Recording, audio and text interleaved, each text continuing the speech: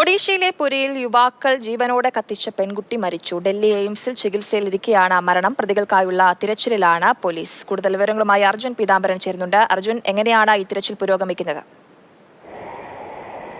July 19-നായിരുന്നു ഈ ആക്രമണം ഒഡീഷയിലെ പുരിയിൽ ബലങ്ക പോലീസ് സ്റ്റേഷൻ പരിധിയിൽ നടക്കുന്നത്. അവിടെ ഈ നദിക്കരയിൽ എത്തിച്ച് പെൺകുട്ടിയെ 3 യുവാക്കൾ ചേർന്ന് അഗ്നിക്കിരയാക്കി എന്നുള്ള കാര്യമാണ് FIR-ൽ കുട്ടിയുടെ അമ്മ നൽകിയിരിക്കുന്ന പരാതി എന്ന് പറഞ്ഞത്. പക്ഷേ ഇപ്പോൾ പോലീസ് പറയുന്ന കാര്യം ഈ ആക്രമണത്തിൽ മറ്റാരുടെയും പങ്കില്ല എന്നുള്ളതാണ്. അതായത് ഈ 3 പേർക്ക് ഈ പെൺകുട്ടിയെ തീകൊളുത്തുമായി ബന്ധപ്പെട്ട ആക്രമണത്തിൽ പങ്കുണ്ടെന്നുള്ള കാര്യം കുടുംബം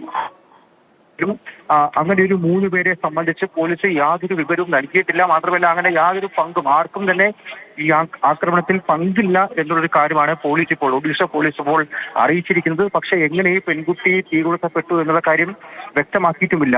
ആരെങ്കിലും തീ കൊളുത്തിയതാണോ, അതല്ല പെൺകുട്ടി സ്വയം തീ കൊളുത്തിയതാണോ എന്നുള്ള കാര്യം ഒന്നും തന്നെ പോലീസ് ഇപ്പോൾ വ്യക്തമാക്കിയിട്ടില്ല.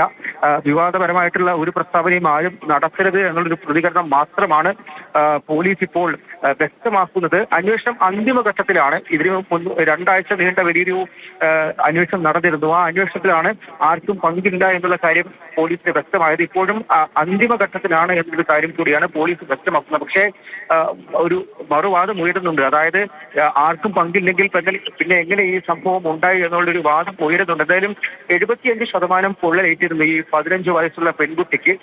അങ്ങനെയാണ് പുരിയിൽ അവിടെ ഭുവനേശ്വർ എയിംസ് ചികിത്സയിലായിരുന്നു. പിന്നീട് ഡൽഹി എയിംസിലേക്ക് മാറ്റുകയായിരുന്നു. ശരി അർജുൻ.